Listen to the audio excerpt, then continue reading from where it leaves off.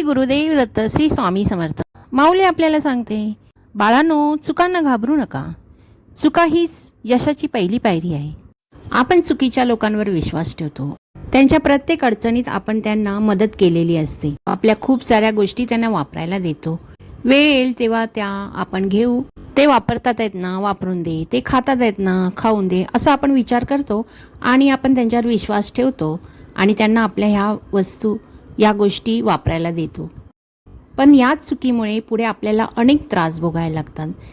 तोपर्यंत आपलं सगळं जे हक्काचं असतं ते दुसऱ्याने स्वतःकडे घेतलेलं असतं, आपल्याला अनेक त्रास भोगावे लागतात।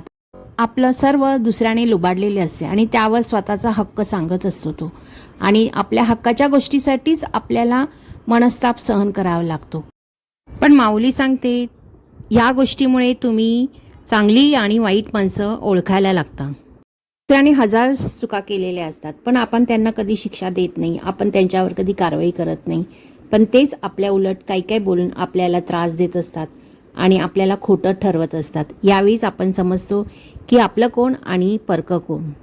आणि माऊलीच अशा नकारात्मक लोकांना आपल्यापासून दूर करते आणि त्यामुळे आपल्या जीवनामध्ये चांगल्या गोष्टी येतात।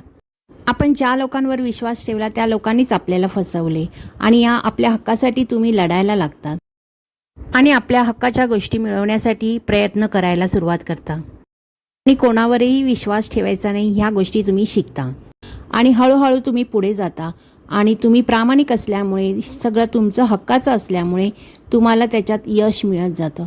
म्हणून माऊली सांगते की बाळांनो, चुका झाल्या आहेत तुमच्याकडनं, पण त्यासाठी तुम्ही घाबरू नका, त्या चुकाच तुमची यशाची पायरी आहे। श्री स्वामी समर्थ। जय जय स्वामी समर्थ।